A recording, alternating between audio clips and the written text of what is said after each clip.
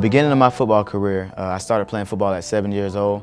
We kind of lied on my birth certificate so I can play tackle football early. My parents found something special in me. They saw something special in me, and until that day, I took it on my shoulders, and I love the game to this day. My father, he played football in college. Never made it further than that because when I was born, he kind of went back home and never went back to college. So I wore number 22, which is what he wore, in honor of him, and I have it tattooed on me. It's called The Future 22. I wanted to go further than what he did, and I had a baby coming out of high school, and I didn't let that deter me. I had to grow up, be a man about it, and stick to the main goal. And my parents, they played a big role in my life, and they've been very supportive of me. With the 36th pick in the 2010 NFL Draft, the Kansas City Chiefs select Dexter McCluster.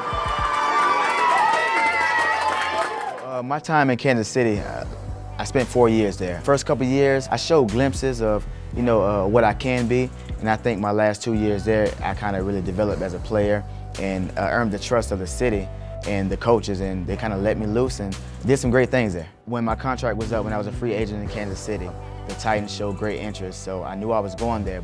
3-year contract with the Titans. They ended up releasing me on my last, so I went all the way up until week 2 of the next season. When the Chargers called me, I went week 2. They expected great things out of me. I showed I showed what I can do and what I can be, but freak accident at home.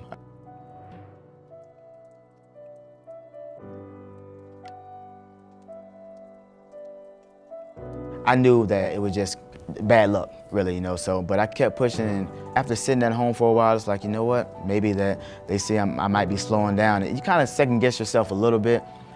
I spent a year and a half off. I had a little fun, I got a chance to kind of be present in my family's life, just knowing that they're so happy that Daddy is finally here. Sad face, 1, 2, 3. So while I had time at home, I was just sitting back, watching the game. It's like, you know what? I want to be close to the game still. So luckily, the high school coach from Ravenwood High School in Nashville, Tennessee, gave me a call. We met up for lunch, and he was like, how do you feel about coaching?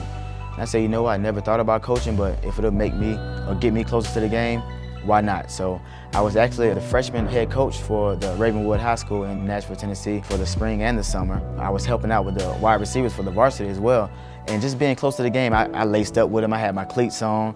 I was out there running cone drills, and they were calling me out a little bit saying, you know what, coach, let's see if you still got it. And it was just fun just being back close to the game. And that's when I realized, you know what, I still have a lot left in this tank. You know what, I'm gonna reach out to my main man, James Wilder, and see what we can do about getting me to Toronto.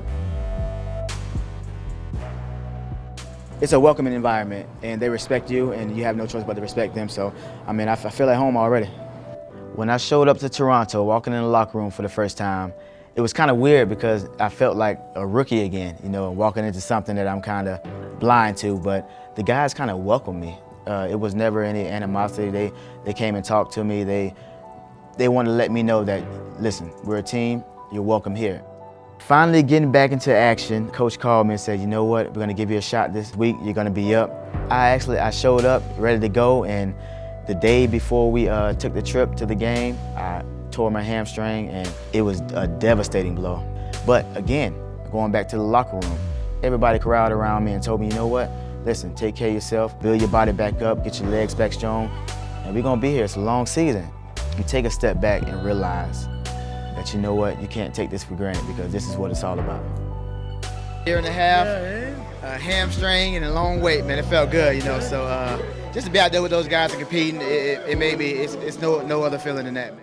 My first game in action at Calgary, man, it was almost like a kid in a candy store. You kind of forget what it feels like to walk down that tunnel, and just to be reminded that you're blessed. This is a special opportunity for you to go out here and play the game that you love, the game that you've been playing all your life. In that moment, it's like everything was going in slow motion. I wasn't nervous. I didn't have any jitters. I was just in the moment, and I think that carried over into the game.